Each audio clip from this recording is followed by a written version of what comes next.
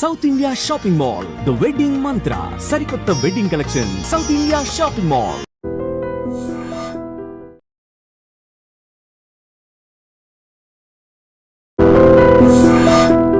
South India shopping mall, the wedding mantra, సరికొత్త wedding collection, South India shopping mall.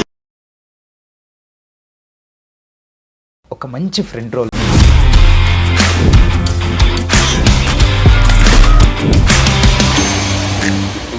Hi guys, welcome to I dream. నేను మీ చాణక్య. ఈరోజు the real talk with చాణక్యలో వచ్చిన guest already మన I dream ద్వారానే తన జర్నీ అనేది కూడా ఒకటి మొదలుపెట్టి సో అందరినీ కూడా మెప్పించి అండ్ ప్రభాస్ గారిని బెదిరించిన పర్సన్, అది కూడా ఏంది సినిమాల్లో అండి, సలార్ మూవీలో బెదిరించి, ఇప్పుడైతే అనగనగా మూవీలో కూడా ఒక మంచి ఫ్రెండ్ రోల్తో అందరినీ ఏడిపించేసిన బట్టాబాయ్. సో బట్టా బాబాయ్ అనాలనో లేకపోతే బట్టా అబ్బాయి అనాలనో ఆ క్యారెక్టర్తో అయితే మనందరినీ కూడా ఎంటర్టైన్ చేసిన రాకేష్ రాచకొండ ఇప్పుడు మనతో పాటు ఉన్నారు. మాట్లాడేద్దాం, ఇంకా బోల్డ్ అనే విషయాలు కూడా తెలుసుకుందాం. Hi bro. Hi bro. Hi hi. So welcome back to home. Yeah, I will the same. Yeah, ఎలా అనిపిస్తుంది?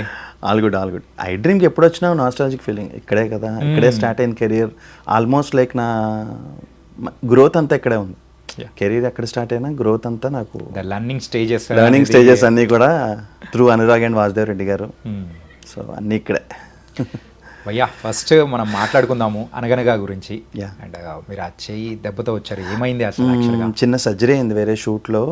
సమ్ చిన్న యాక్షన్ సీక్వెన్స్ జరుగుతుంటే పడిపోయి సంథింగ్ అలా అయిందనమాట.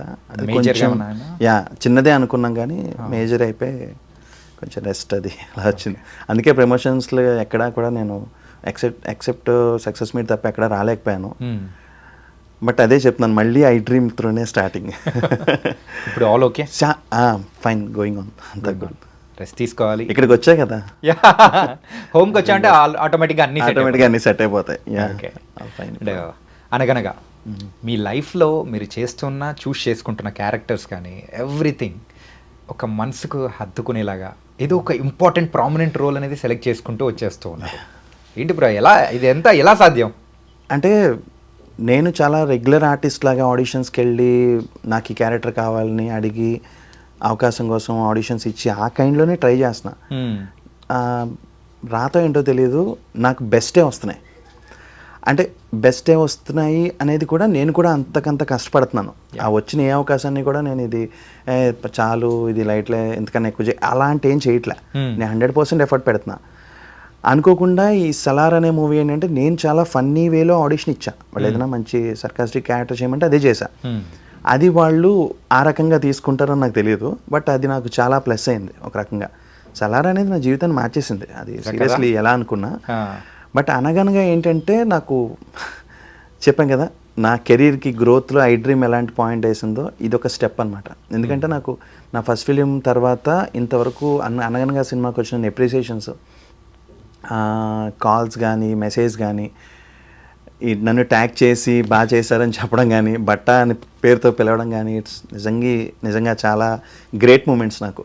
అంటే అనగనగాలో ఇన్ఫ్యాక్ట్ మీరు ఆ పిల్లోడు విహర్ష్ ఇద్దరు కాంబినేషన్లో వస్తున్న సీన్ అయితే literally bro cried a lot అనమాట.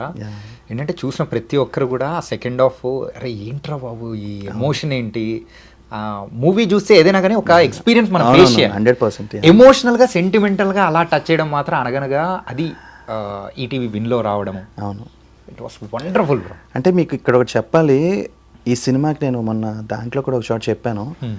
కథ చదువుతున్నప్పుడు ఆబ్వియస్లీ చేస్తున్నప్పుడు మనం ఎమోషనల్ అవుతాం. చూస్తున్నప్పుడు ప్రసాద్ ల్యాబ్లో మాకు ఒక ప్రివ్యూ వేశారు, జస్ట్ చెకింగ్ వైజ్. మరి మమ్మల్ని కూడా పిలిచారు అప్పుడు.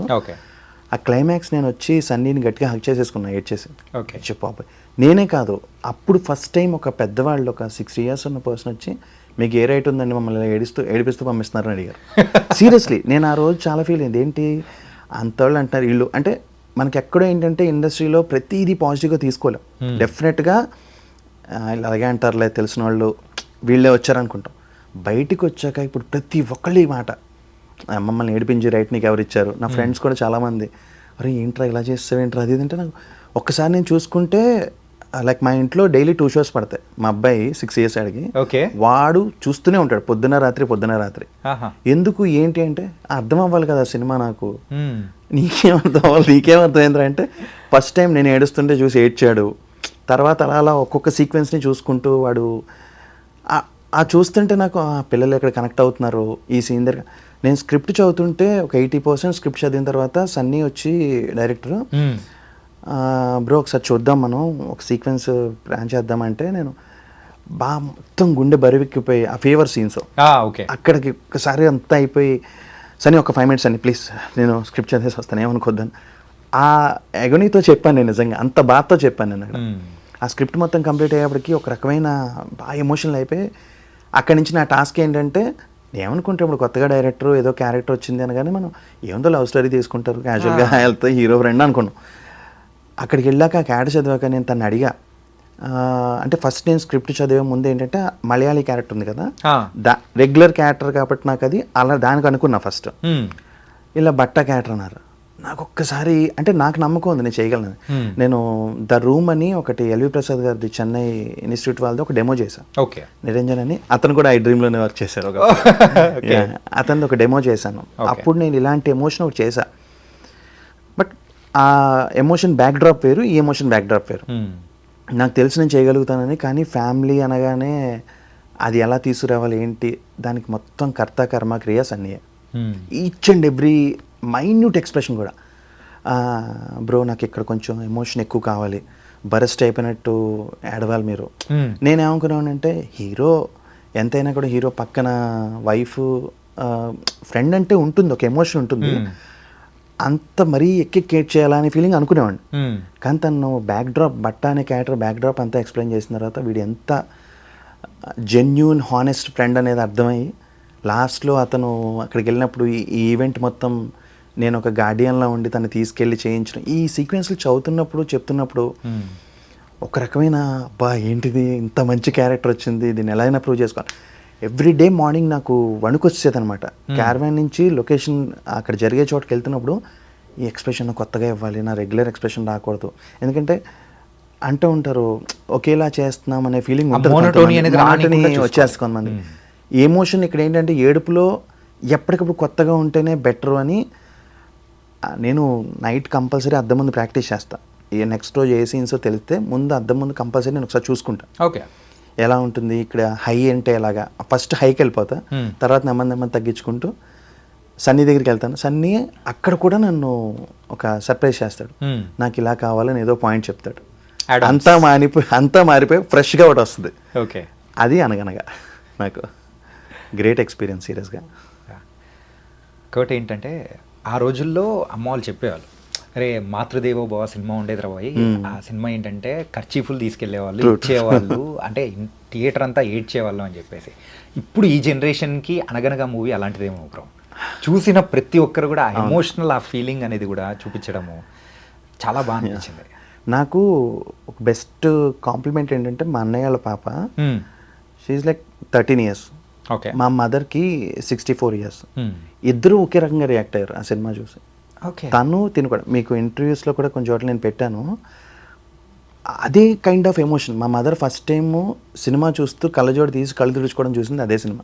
ఓకే, ఆ రోజు ఏఎంబీలో ప్రివ్యూ చూస్తుంటే ఎంతోమంది, అంటే మనం ఇలా చూస్తే మామూలు థియేటర్లో ఫోన్లు రికార్డులు కనిపిస్తాయి కదా, అలాగే వాళ్ళు కళ్ళజోడు తీస్తూ తుడుచుకుంటుంటే ఫస్ట్ టైం ఒకళ్ళు ఏడుస్తుంటే హ్యాపీగా ఫీల్ అవ్వడం, ఇట్స్ ఎ గ్రేట్ మూమెంట్ నిజంగా అది. ఒకటి చెప్పండి బ్రో, ఏంటంటే ఒక హీరో క్యారెక్టర్స్ అనేటప్పటికీ 4 జోకులు వేసేసి సో కొంచెం సపోర్టింగ్గా కొంతవరకు ఉండేసి వెళ్ళిపోవడం ఓకే. కానీ ఇక్కడ సుమంత్ గారికి ఒక నీడలాగా వెన్నంటూ అట్లే ఉంటూ అలాంటి ఎంత అంటే సుమంత్ గారు ఎన్నాళ్ళ నుంచో చేస్తున్నారు, is a very very good actor, positive person. అలాంటి పర్సన్ పక్కన అంటే ఫ్రెండ్ అనేటప్పటికీ సో ఏమనిపించింది ఫస్ట్? అంటే సుమంత్ గారు అనే కన్నా ముందు అసలు ఆ క్యారెక్టర్ బట్ట అనే క్యారెక్టర్ ది బెస్ట్ అనిపించింది. ఎప్పుడైతే సుమంత్ గారు అనుకున్నారో వాళ్ళు, అప్పుడు కొంచెం భయం వేసింది. ఎందుకంటే ఈ జానర్ ఆఫ్ ఫిలిమ్స్లో సుమంత్ గారు కింగ్. రైట్, అంటే లైక్ కమర్షియల్గా కాదు నా ఒపీనియన్. ఈ జానర్ ఆఫ్ కొంచెం సెన్సిబిలిటీస్ ఉన్న సినిమాలకి ఆయన ఇచ్చిపడేస్తారు ఒక రకంగా. ఆయన పక్కన చేయడం అంటే ఎలా ఉంటుంది అని కొంచెం భయపడ్డా, కానీ నాకు ఈవెన్ సలార్లో ప్రభాస్ గారి ముందు చేసినప్పుడు కూడా నేను భయపడలే. ఫస్ట్ థింగ్ ఏంటంటే ఇది మనకు బెస్ట్ అవకాశం, రైట్. బ్యాక్ డ్రాప్ లేకుండా వచ్చినప్పుడు ఇది బెస్ట్ అవకాశం. ఈ టైంలో వీళ్ళు వాళ్ళని భయపడితే మనకి అంటే అక్కడ మనం ప్రూవ్ చేసుకోవాలి. It's a great moment for me first to prove in front of them. అలాగే అనుకుని వెళ్ళా. బట్ సుమంత్ గారు చాలా చాలా సపోర్టివ్. ఏదైనా సీన్ చేసిన అంటే ఆయన సలహా ఇవ్వరు, అట్ ద సేమ్ టైం ఇలాగే చెయ్యని చెప్పరు. ఇది ఫైన్, ఇలా చెప్తావా, సరే నేను ఇలా చెప్తాను, దట్స్ ఇట్. దానికి తగ్గట్టు ఆయన ట్యూన్ చేసుకుంటారు, లేకపోతే ఆయన తగ్గట్టు మనమైనా ట్యూన్ అయిపోతాం. ఓకే. అంటే సన్నీ అంత గమ్మున వదలడు, వేరే విషయం. ఇద్దరిని తన ట్యూన్లోనే పెట్టుకుంటాడు. ఓకే. బట్ ఇది మాత్రం ఈచ్ అండ్ ఎవ్రీ డే ఒక గ్రేట్ మూమెంట్ నాకు.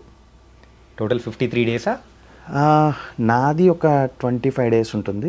స్కూల్ ఎపిసోడ్స్ ఎక్కువ ఉంటాయి, ఆల్మోస్ట్ స్కూల్ ఎపిసోడ్స్. నాది ఒక 20-25 డేస్ ఉంటాయి మ్యాక్సిమం. అదే ప్రేక్షకుడిగా మీరు చూస్తున్నప్పుడు సో మీకు అనిపించిన హానెస్ట్ ఫీలింగ్ ఏంటి? ఏడ్చేసాను నేను కూడా. కథ చదువుతున్నప్పటి నుంచి ఏడుస్తూనే ఉన్నా. అంటే ఒక ఆర్టిస్ట్కి లైఫ్లో ఒకసారి మ్యాక్సిమం, ఎక్సెప్ట్ పెద్ద పెద్ద హీరోస్ తప్పించి, అంటే మనం చూస్ చేసుకుని మనం కథ రాయించుకుని మనం తయారు చేసే స్టేజ్ కాకుండా నాలాంటి ఒక ఆర్టిస్ట్కి అయితే లైఫ్లో 1 or 2 times ఇలాంటి ఆపర్చునిటీస్ వస్తాయి. సీరియస్లీ నాకు అలాంటి 1 ఆపర్చునిటీ అనగనగా అసలు నాకు ఈ విషయంలో మాత్రం 100కి 200% నేను థ్యాంక్ఫుల్గా ఉండాల్సింది ఈటీవీ వాళ్ళకి. ఓకే. ఈటీవీ విన్ వాళ్ళకి. ఎందుకన్నానంటే మామూలు రెగ్యులర్గా మన తెలుగు ఇండస్ట్రీ, తెలుగని కాదు ఎక్కడైనా, పర్టికులర్ తెలుగు ఇండస్ట్రీలో ఏంటంటే ఈ రోజు ఒక సినిమాలో మీరు పోస్ట్ మ్యాన్గా చేసి సక్సెస్ అయ్యారంటే అక్కడి నుంచి ప్రతి సినిమాలో మీరు పోస్ట్ మ్యాన్. పోస్ట్ మ్యాన్ రాకేష్ని పిలవండి అంటారు, లాయర్ అంటే లాయర్, అలా ఉంటాయి మ్యాక్సిమం. ఎవరో మళ్ళీ ఇంకొకళ్ళు వచ్చి ఇంకొక కొత్త కోణం తిప్పితే అక్కడి నుంచి మళ్ళీ అటు వెళ్తాం. బట్ ఈటీవీ విన్ వాళ్ళు ఫస్ట్ టైం వీరాంజలి విహారయాత్రలో నేను ఒక చిన్న బ్రోకర్ రోల్ చేశాను. సెకండ్ టైం ఇంత పెద్ద క్యారెక్టర్, ఇంత బరువైన క్యారెక్టర్ అన్నప్పుడు వాళ్ళు నన్ను ఈజీగా నో చెప్పచ్చు. వాళ్ళు యాజ్ ఎ ప్రొడ్యూసర్స్ వాళ్ళు కూడా లేదు ఇంకొకరు ఎవరైనా క్యాష్ చేద్దాం, చాలా మంచి క్యారెక్టర్ అని ఉండొచ్చు. వాళ్ళు నన్ను ఎంకరేజ్ చేశారు ఆ విషయంలో. రాకేష్ ఒకడు ప్రొడ్యూసర్, కృషి ఎంటర్టైన్మెంట్స్, తన అయితే అసలు ఆడిషన్ చూసాక రాకేష్ ఇస్ ఫైన్ ఒక్క మాట అంటే ఇన్ కేస్ అంటే నేను ఆడిషన్ ఇవ్వకముందే తను యాక్సెప్ట్ చేశాడు. కృషి ఎంటర్టైన్మెంట్స్ నిజంగా వాళ్ళు యాక్సెప్ట్ చేయడం, ఈటీవీ పంపిస్తే వాళ్ళు కూడా ఓకే చేయడం, సన్నీ యాక్సెప్ట్ చేయడం ఫైనల్గా దిస్ ఇస్ హ్యాపెన్. వీటన్నిటి గురించి మాట్లాడుకున్నాం కానీ సో ప్రభాస్ గారి దగ్గరికి వెళ్ళిపోదాం. చాలా వరకు మాట్లాడే ఉంటారు ప్రభాస్ గారితో కానీ. So that day, that journey, so అది కూడా మీ లైఫ్లో అన్ఇమాజినబుల్ కూడా, ఐఎమ్ సారీ, అన్ఇమాజినబుల్ మూమెంట్ అనేది మీకు అచీవ్ అయింది. సో అది కూడా మంచి ప్రామినెంట్ రోల్. ఇంతకు సలార్ 2లో ఉండబోతున్నారా? అంటే నాకు ఇంకా అఫీషియల్గా ఏం తెలియదు, అనుకుంటున్నా. అంటే మనం అనుకున్నా ఇంకా ఉండాలి అని అయితే హార్ట్ఫుల్గా కోరుకుంటాం, అన్ని సినిమాల్లో ఉండాలనుకుంటాం. ఎందుకంటే ప్రశాంత్ సార్ లాంటి పర్సన్తో వర్క్ చేయడం అనేది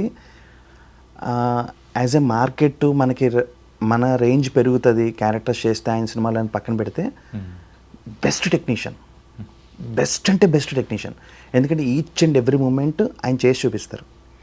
మనం ఏం చేయాలనుకున్నాము అనే దానికి వాల్యూ ఇస్తారు. నేను ఇలా అనుకున్నాను సరే అంటే ఇది ఫైన్, ఇలా చెయ్యి అని చెప్తారు. ఇలా అనుకుంటే ఫైన్ ఇది చేసేయి. మనం ఎక్స్పెక్ట్ చేయం, ఎందుకంటే కొంచెం పెద్ద డైరెక్టర్ అనేప్పటికీ మనకే ఒక నర్వస్నెస్ వచ్చేస్తుంది. మనం ఇలా చేస్తే వాళ్ళు ఎలా రియాక్ట్ అవుతారు. అది ఫస్ట్ డే ఫస్ట్ షాట్లో ఎదురుగుండా Prithviraj Sukumar, one of my favourite ఆయన, వెనకాల ప్రభాస్ గారు, సైడ్ ప్రశాంత్ నీల్ గారు, మీరు ఆలోచించండి ఇంకా. బట్ అప్పుడు నేను ఏమాత్రం ప్యానిక్ అవ్వలే, చాలా హ్యాపీ మూమెంట్, చాలా ధైర్యంగా చేశాను ఒక రకంగా. ఫస్ట్ షాట్ ఓకే నెక్స్ట్ అనే దాకా కొంచెం నర్వస్ అయ్యాను. అక్కడి నుంచి నాకు ఇంకా it's a part of my journey అయిపోయింది. ఓకే, గ్రేట్ మూమెంట్స్ అవి నిజంగా. కానీ ఒక్కసారిగా మీ లైఫ్లో ఒక టర్నింగ్ పాయింట్ లాంటిది నిజంగా ఇండస్ట్రీలో ఓకే ఈ అబ్బాయి ఒకరు ఉన్నారు అని గుర్తు పెట్టుకోవడానికి కానీ అట్లాంటి ప్లేస్ అనేది ఇచ్చింది కదా? 100%. నేను సలార్ చెప్పాను కదా మీకు, నాకు ఒక పాత్ ఇలా వెళ్ళు అని ఒకటి క్రియేట్ చేసింది.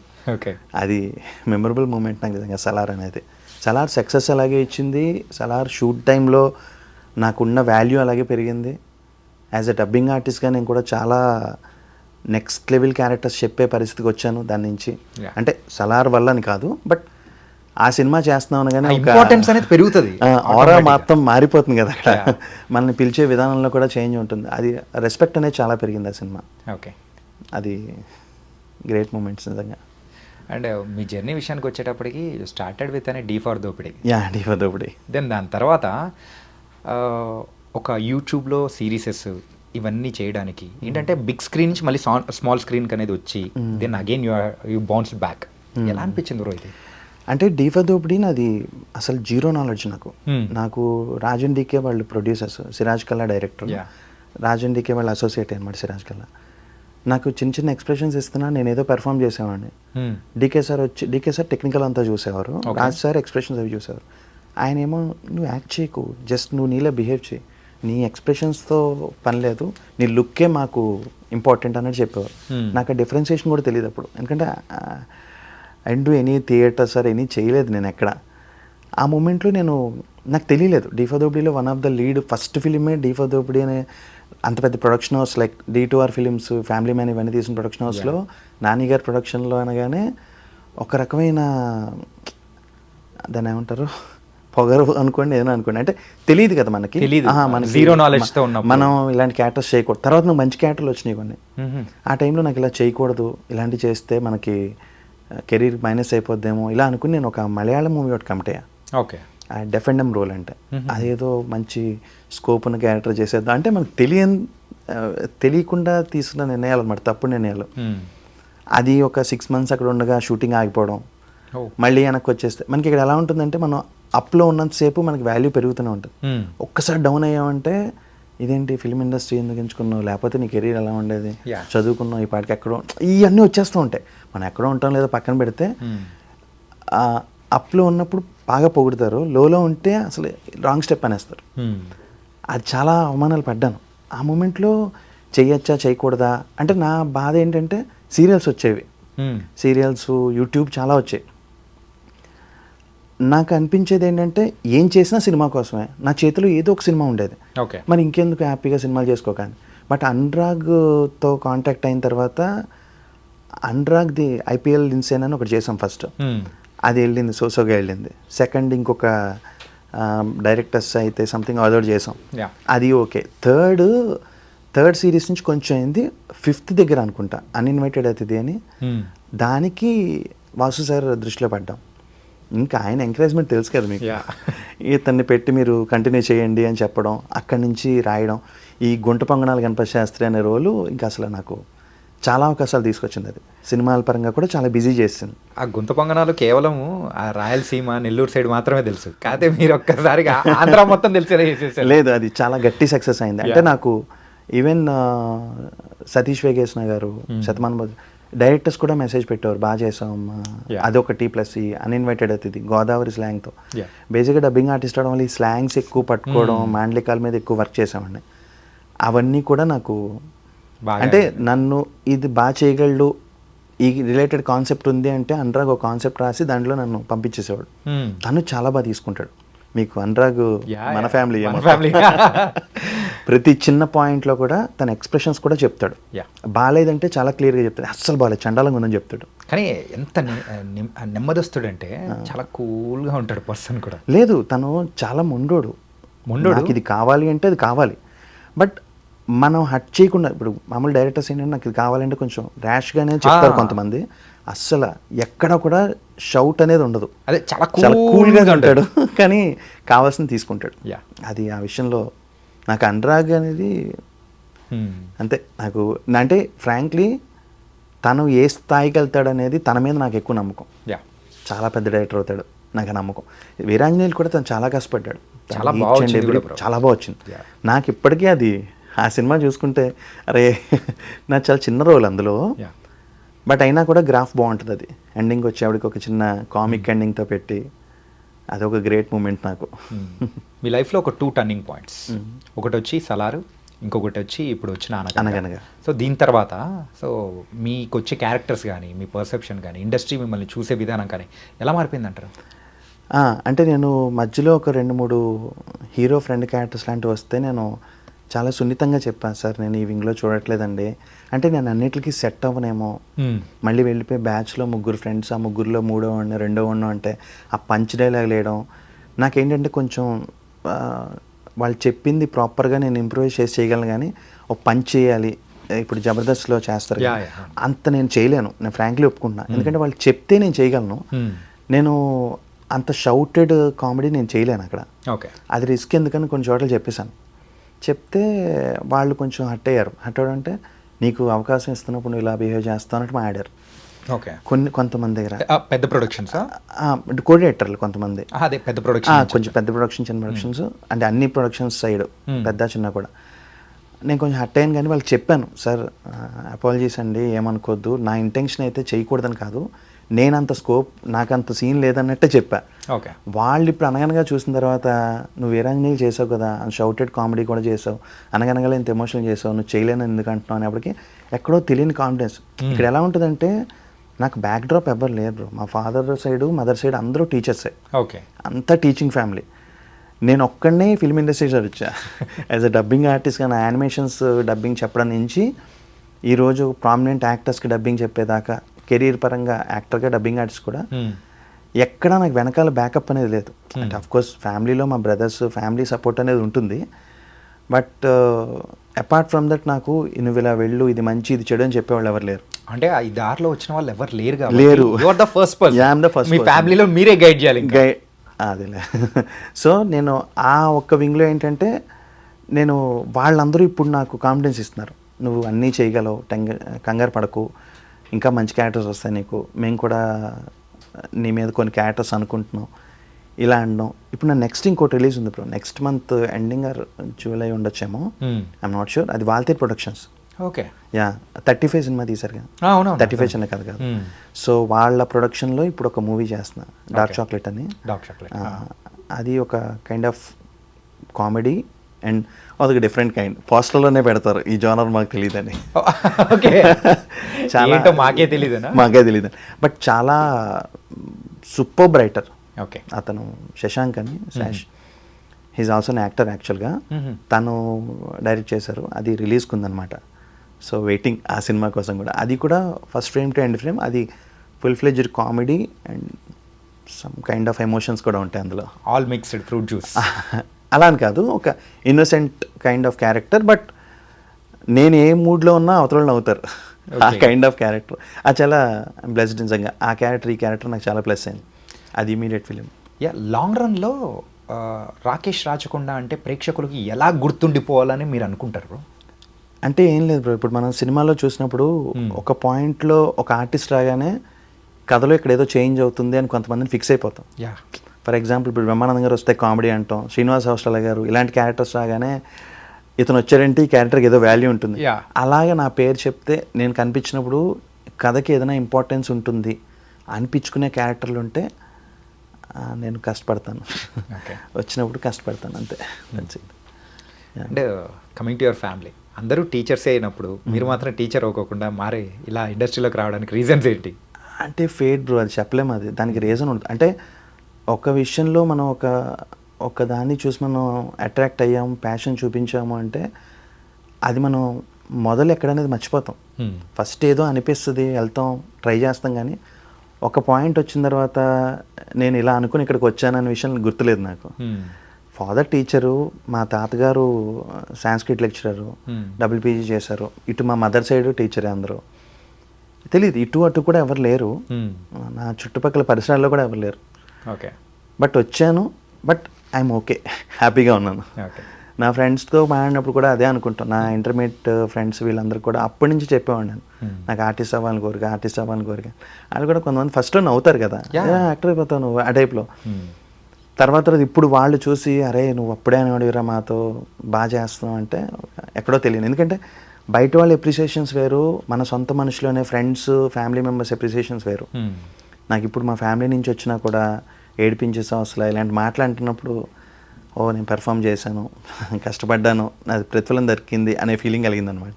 ఇండస్ట్రీ పరంగా అయితే so you got an a great run going on. So ఈ అప్స్ అండ్ డౌన్స్ అనేది ఇండస్ట్రీలో చాలా కామన్గా ఉంటాయి కదా. సో ఎప్పుడైనా కానీ మీరు డౌన్ అయిపోయిన సందర్భంలో కానీ, అలాంటి సందర్భంలో ఈ డబ్బింగ్ అనేది మిమ్మల్ని కాపాడింది అనుకోవచ్చా? యాజ్ అ ఫైనాన్షియల్ వైజ్ కానీ ఎవ్రీథింగ్ అదర్ ఆస్పెక్ట్స్. నేను ఫస్ట్ నుంచి డబ్బింగ్ అనేది నాది సైడ్ ఇన్కమ్ సోర్స్, ఇది వృత్తి అది ప్రవృత్తి అన్నట్టు పెట్టుకున్నా. డబ్బింగ్ అనేది నా ప్యాషన్ అని అనుకోలే. ఫైనాన్షియల్ సోర్స్ అనే అనుకున్నా. ఎందుకంటే First నుంచి అలాగే అనుకున్నా. ఫస్ట్ నుంచి డబ్బింగ్ నాకు ఫైనాన్షియల్ సోర్స్ అనే వచ్చా. ఓకే. బట్ ఇప్పుడు కాన్ఫిడెంట్గా మీరు ఈ ఫీల్డా ఆ ఫీల్డా అని అడిగితే నేను డబ్బింగ్ ఆర్టిస్ట్గా చాలా కాన్ఫిడెంట్ అని చెప్తా. నేను ఇప్పుడు మీరు ఎంత పెద్ద క్యారెక్టర్ చెప్పమన్నా ఐదర్ ఇట్ ఈస్ సెట్ అయిందా లేదా పక్కన పెడితే చెప్పే విధానంలో మాడ్యులేషన్స్లో నేను చాలా, ఎందుకంటే నన్ను అలా ట్రైన్ చేశారు మా ఇన్ఛార్జ్లు కానీ కో డబ్బింగ్ ఆర్టిస్ట్ సీనియర్స్ కానీ అలా ట్రైన్ చేశారు. సో నాకు I'm proud to be a dubbing artist అనమాట. ఓకే. నాకు ఎప్పుడు నాకు ఈ సర్జరీ అయిన తర్వాత కూడా నా సర్జరీ 15th అయింది, 16th ఇంటికి వచ్చాను, 17th మా డబ్బింగ్ ఆర్టిస్టులు వచ్చారు. ఒక్కటే మాట అన్నారు, ఉండిపోకు, అలా రెస్ట్ పేరుతో నువ్వు ఇంట్లోనే ఉన్నావు అంటే మైండ్ పాడైపోతుంది, వర్క్స్ ఉన్నాయిరా, నెమ్మదిగా క్యాబ్లో వచ్చి చేసుకో. లక్కీ లేదు మా బ్రదర్ వచ్చారు కదా, మా బ్రదరే నా వెనకాల ఉంటున్నాడు. ఓకే. ఇద్దరం వెళ్ళి డబ్బింగ్స్కి వెళ్ళినా కూడా నిన్న మొన్న కూడా నేను ఫుల్ ఫ్లెడ్జ్ డబ్బింగ్స్తోనే ఉన్నా. ఓకే. ఓకే. సో ఆ విషయంలో ప్రాబ్లం లేదు. అది నాకు ఎప్పుడు సపోర్ట్ అంటే నాకు డబ్బింగే. Super bro. అది గ్రేట్ మూమెంట్స్ నాకు అవి డబ్బింగ్లో కూడా. Yeah. నేను అంటే చెప్పే క్యారెక్టర్స్ కూడా ఏ క్యారెక్టర్స్కి చెప్తున్నారు ప్రెసెంట్? రీసెంట్గా అయితే అదే రెగ్యులర్ చెప్పేది యోగిబాబుకి, యోగిబాబుని. ఈ సలార్కి రైటర్ ఆయన హనుమాన్ చౌదరి అని, ఆయన మా ప్రసాద్ అని మా డబ్బింగ్ ఇన్ఛార్జ్, మా ప్రెసిడెంట్ అనమాట. ఆయన ఫస్ట్ టైం నాకు బీస్ట్కి యోగిబాబు చెప్పించారు. ఓకే. లక్కీలీ అది వర్కౌట్ అయింది. ఇంకా అక్కడి నుంచి బీస్ట్, జైలరు, రీసెంట్ అంటే మేము సినిమా రిలీజ్ అవ్వకముందు పేర్లు చెప్పకూడదు కాబట్టి నా రీసెంట్ ఫిల్మ్ ఏస్. ఓకే. విజయ్ సేతుపతి ఏస్లో కూడా నేనే చెప్పాను. ఓకే. తర్వాత కూడా ఇంకో 2 ఫిలిమ్స్ చెప్పాను.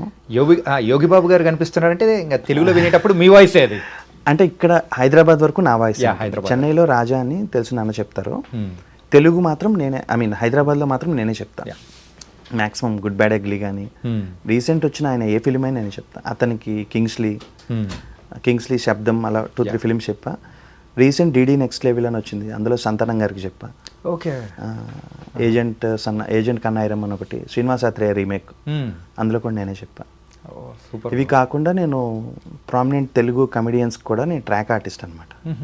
సో ట్రాక్ ఆర్టిస్ట్ అంటే ఇప్పుడు వాళ్ళ అవైలబిలిటీ లేనప్పుడు కానీ లేకపోతే రీ రికార్డింగ్ కొంచెం ఎమర్జెన్సీ ఉందన్నప్పుడు కానీ మాతో ట్రాక్ చెప్పిస్తారు. ట్రాక్ సింగర్స్ అంటారు కదా, ఆ కైండ్ ఆఫ్ అనమాట. ఇప్పుడు డబ్బింగ్లో కూడా ఇలా ఉంటుందని? డబ్బింగ్లో ట్రాక్ ఆర్టిస్ట్ ఉంటారు. ఈ రోజు కూడా నేను చాలా మంది చెప్తా, అంటే అది జస్ట్ ఫర్ మనీ అంతే చెప్పేది, దానివల్ల పేరేం రాదు. ఇప్పుడు ఈ యోగిబాబు వీళ్ళందరి వల్ల కొంచెం నేమ్ వస్తుంది అనమాట, బాగా చెప్తున్నాం ఇలాంటివి వస్తూ ఉంటాయి. కానీ మీరు మాట్లాడుతూ ఉంటే నాకు జైలర్ సినిమాలో అదే గుర్తొస్తూ ఉంది, రజనీకాంత్ గారితో యోగి బాబు గారు అది టమాటా పెద్ద ఆయన ఏం చెప్పాడు, ఆ డైలాగ్ ఉంటుంది కూడా, అది బాగా ఫేమస్. అది నాకు రీసెంట్ ఏస్ మూవీకి మా బ్రదర్స్తో వెళ్ళి చూస్తుంటే అప్పుడు ఆ పక్కన కామన్గా ఉండే ఆడియన్ అన్నాడు అనమాట, నా క్యారెక్టర్ రాగానే పెద్ద ఆయన ఏం చెప్పాడు పరిగెడుతూ అది డైలాగ్ చెప్తుంటే నాకు భలే అనిపించింది. నిజమే కదా, చెప్పలేము మనం, అంటే నేనే చెప్పానని చెప్పుకోలేము. బట్ అలా మన గురించి పక్కన ఎవరైనా అప్రిషియేట్ చేసినప్పుడు నాకు జైలర్ సినిమాకి చాలా మంచి పేరు వచ్చింది. అంటే ఎక్కడ మా డబ్బింగ్ యూనియన్ నుంచి కానీ ఆర్టిస్టుల నుంచి కానీ కామన్ ఆడియన్స్ ఫ్రెండ్స్ దగ్గర నుంచి కానీ చాలా బాగా చెప్పారు అని వచ్చింది. లక్కీలీ అది ఎందుకో సెట్ అయిపోయింది, అలాగా సింక్ అయిపోయింది డబ్బింగ్ లాంగ్వేజ్ సింక్ అయిపోయింది చెప్పాలంటే. ఓకే, మా కోసం ఒక్కసారి అది చెప్తారా, పెద్ద ఆయన ఏం చెప్పారు అనేది? జైలర్లో డైలాగ్ ఉంటుంది, ఆయన మీకు సీక్వెన్స్ గుర్తొచ్చుంటే తీసుకొచ్చి ఆపేసి ఫస్ట్ సీన్లో చెప్తారు కదా కిడ్నాప్ చేసినప్పుడు, పెద్ద ఆయన ఏం చెప్పాడు, పరిగెడుతూ పాలు తాగాలి పాప, కూడా వచ్చిన తీసుకెళ్ళాలి పాప అని చెప్పాడా లేదా? 5 నిమిషాలే టైం ఇస్తా, లేదంటే నేనే వస్తా, ఈ కైండ్ ఆఫ్ ఉంటుంది. Thank you. సో అంటే అతను బెస్ట్ యాక్టర్ అతను, ఎందుకంటే ఫేస్లో ఎక్కువ ఎక్స్ప్రెషన్స్ ఇవ్వడు, చాలా సిటిల్డ్గా కామెడీ పండింగ్ చేస్తారు. ఏస్లో కూడా మీరు చూస్తే by any chance dialogue version వైపు వైజ్ విజయ్ సేతుపతి గారి కనుక ఇన్ని ఎక్కువ ఉంటాయి డైలాగ్స్, అలా మాట్లాడుతూనే ఉంటాడు, క్యారెక్టర్ అంతా అలా వెళ్తూనే ఉంటుంది. అసలు గ్రేట్ ఎక్స్పీరియన్స్ ఆయన చెప్పండి. నేను నిజంగా చాలా నేర్చుకున్నా. మన తెలుగులో ఒక కమెడియన్కి నేను రెగ్యులర్ ట్రాక్ చెప్తా, అతనికి కానీ అతని త్రూ కానీ ఈ యోగిబాబు గారి దగ్గర నుంచి కానీ చాలా నేర్చుకున్నా. ఎవరు బ్రో? ఇక్కడ ఉన్న ప్రామినెంట్ తెలుగు, అంటే లైక్ ఏంటంటే ఆ ఇంపాక్ట్ ఉండదు కదా, నేనేం చెప్పను వాళ్ళకి, జస్ట్ రీ రికార్డింగ్ వరకు చెప్పేది. బట్ కమెడియన్స్ చాలా మంది చెప్తాను నేను, ఆల్మోస్ట్ ఒక 7-8 కమెడియన్స్కి నేనే ట్రాక్ చెప్తా. కానీ మీరు ఇలా చెప్తున్నది వింటూ ఉంటే నాకు రాజేంద్ర ప్రసాద్ గారు కానీ అండ్ సాయి కుమార్ గారు కానీ అంటే వాళ్ళ యాక్టర్స్గా చేస్తూ అండ్ ఒక పక్క ఇంకొక బోట్లో ఉన్న ఈ డబ్బింగ్ని కూడా వదలకుండా అట్ ఏ టైం 2 బోట్స్లో ట్రావెల్ చేస్తూ సో ఆయా కోవలో కూడా మీరు కూడా వచ్చేస్తున్నట్టు అనిపిస్తుంది bro. అంటే రాజేంద్ర ప్రసాద్ గారు, సాయి కుమార్ గారు ఆబ్వియస్లీ మా డబ్బింగ్ యూనియన్లో ఎవరిని టచ్ చేసినా మాకు ఇన్స్పిరేషన్ అంటే సాయి కుమార్ గారే. యా రాజేంద్ర ప్రసాద్ గారితో నేను వర్క్ చేశాను కూడా. నాకు ఆయన ఆల్మోస్ట్ లైక్ ఒక ద్రోణాచార్య టైపు. నాకే కాదు, చాలామంది కమెడియన్స్కి కామెడీని ఎవరైనా చేయాలి అంటే ఎక్కడో ఒక్కడ మనకి తెలియకుండానే బ్రహ్మానందం గారి లాగా ఆయన కూడా తగిలేస్తూ ఉంటారు. ఒక ఎక్స్ప్రెషన్ ఇచ్చినప్పుడు నేను ఆయన కూర్చుని అడిగామండి. నేను బేవర్స్ అని ఒక సినిమా చేశాను ఆయనతో. ప్రతిరోజు వెళ్ళడం, ఆయన అలా కూర్చుంటే ఆయన దగ్గరికి వెళ్ళి సార్ అంటే చెప్పరా ఏంటి అంటే, సార్ ఆ రోజు మీరు ఆ సినిమాలో పలానా ఎక్స్ప్రెషన్, ఆ ఒకటడుగు సినిమాలో హెల్మెట్ పెట్టుకుని ఇలా ఎక్స్ప్రెషన్ ఇస్తారు, అది ఎలా సార్ మీ ఏడైనా డైరెక్ట్ కదా అంటే, ఆ రోజు ఇలా జరిగిందిరా అని ఆయన ఆ సీక్వెన్స్ ఎక్స్ప్లెయిన్ చేయడం, ఆయన స్పాంటేనియస్గా ఎలా రియాక్ట్ అవుతారు, ఇవన్నీ నాకు చెప్తుంటే నేను అనుకునేవాడిని. నేను చెప్పాను కదా, ఎవ్రీడే నేను కంపల్సరీ ప్రాక్టీస్ చేస్తాను. ఒక 5 నిమిషాలైనా నన్ను నేను చూసుకుంటా, బాగున్నా బాగోకపోయినా చూసుకుంటా, ఇలా చేస్తే ఎక్స్ప్రెషన్ అది ఎలా ఉంటుంది అలా. ఆయన ఎక్స్ప్రెషన్స్ నేను రెగ్యులర్గా ప్రాక్టీస్ చేసేవాడిని. ఓకే. తర్వాత అంటే ఎంత చేశానంటే, ఒకప్పుడు నేను ఇవన్నీ చేస్తూ మిమిక్రీ ఆర్టిస్ట్ అయిపోతానేమో అని అంతలాగా ప్రాక్టీస్ చేశాను. 2-3 సీన్లు చేస్తున్నప్పుడు మహేష్ బాబు గారిది నిజం సినిమాలో ఒకటి ఉంటుంది, ఇది చెయ్యి ఆంజనేయ సోమంగరం, అది చేస్తుంటే నేను డబ్బింగ్ చెప్తున్నప్పుడు ఎవరిని ఇమిటేట్ చేస్తుంటుందమ్మా నువ్వు అనేవారు. అప్పుడు ఇంకా వద్దు, మనం అక్కడికి వెళ్ళిపోతామేమో, మళ్ళీ ఇంకొక వేలో వెళ్ళిపోతాం. ఆ నెంబర్ ఆఫ్, నాకు అంత ఓపిక లేదు, అన్ని క్యారీ చేయలేను. ప్రతి దాంట్లో నిష్ణాంతుడు అయిపోవడం కన్నా మనకు తెలిసిన దాంట్లో పర్ఫెక్ట్ ఉంటే చాలు కదా. అలా మళ్ళీ వచ్చి మనకంటూ చిన్నది ఏదో పాత వేసుకుందాం అని చెప్పేసి ఇంకా ఇటు వచ్చాను అనమాట. అది చెప్తున్నా కూడా ఆ ఎగోనీతో డైలాగ్ వచ్చేదనమాట. సో ఆ మూమెంట్స్ ఉండేవి అలా. అంటే మిమ్మల్ని తొందరలో ఒక హీరోగా చూడొచ్చా? లేదండి, నాకు ఇంట్రెస్ట్ లేదు అసలు.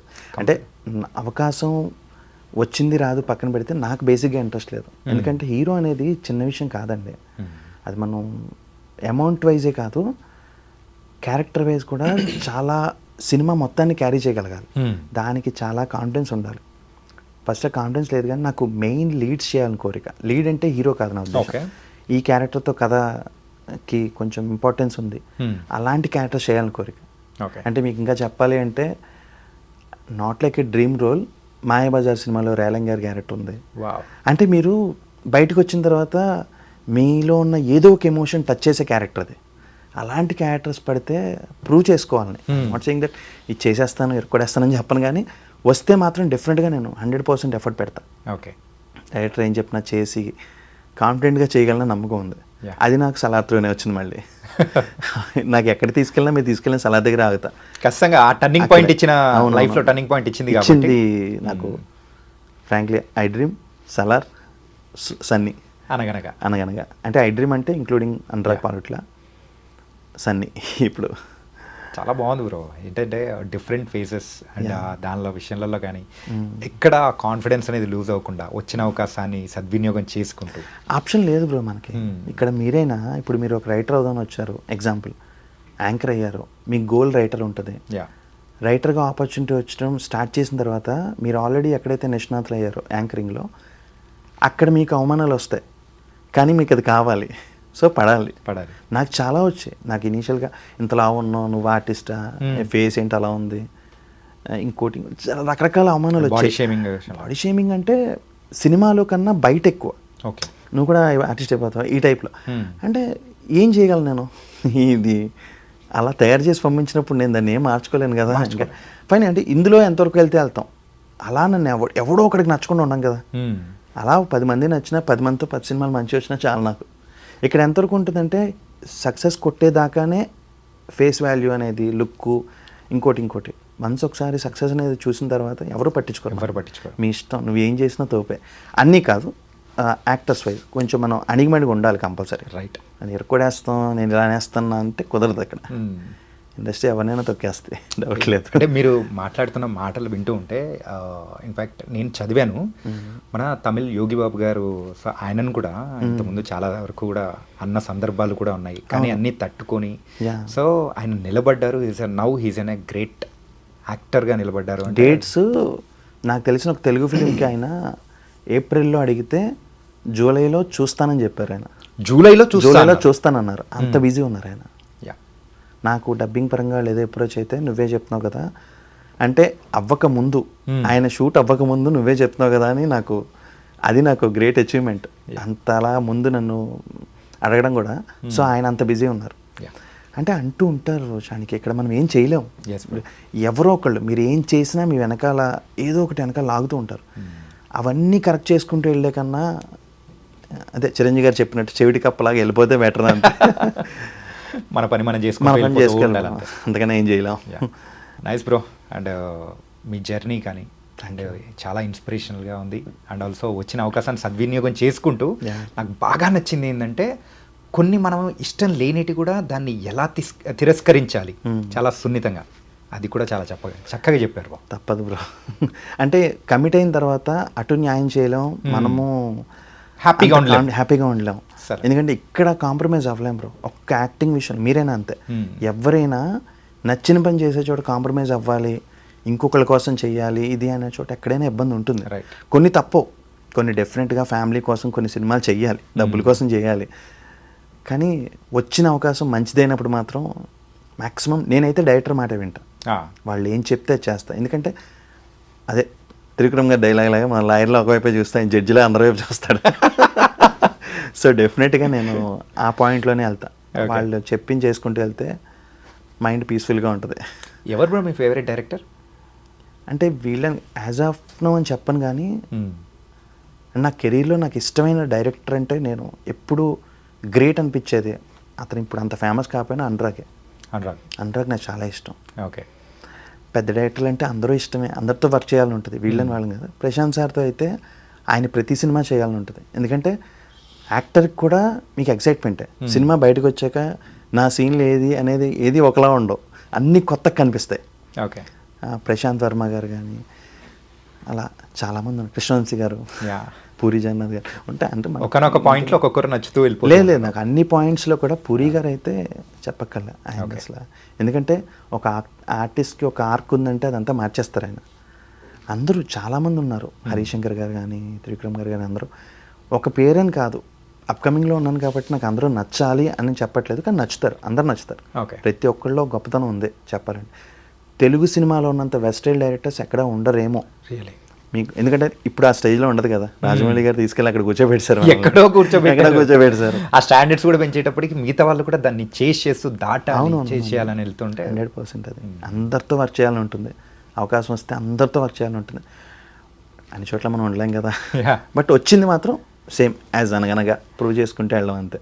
ద ఫైనల్ క్వశ్చన్ ఏంటంటే, ఏ మూవీ అయినా కానీ ఫస్ట్ థియేటర్లో వచ్చిన తర్వాత ఓటీటీలో వస్తుంది, కానీ ఫస్ట్ టైం చరిత్రలో ఓటీటీలో వచ్చిన తర్వాత థియేటర్లోకి రావడం ఎప్పటికీ ఉండదేమో, అదొక రికార్డ్. మళ్ళీ అది సక్సెస్ అవ్వడం, పెయిడ్ ప్రీమియర్స్ వేసినా కూడా ఫుల్ థియేటర్ అవ్వడం, ఫుల్ హౌస్ఫుల్ బోర్డు పెట్టడం అనేది చాలా rare.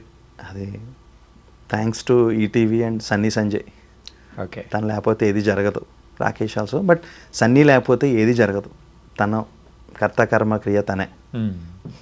Nice bro, thank you so much for coming here.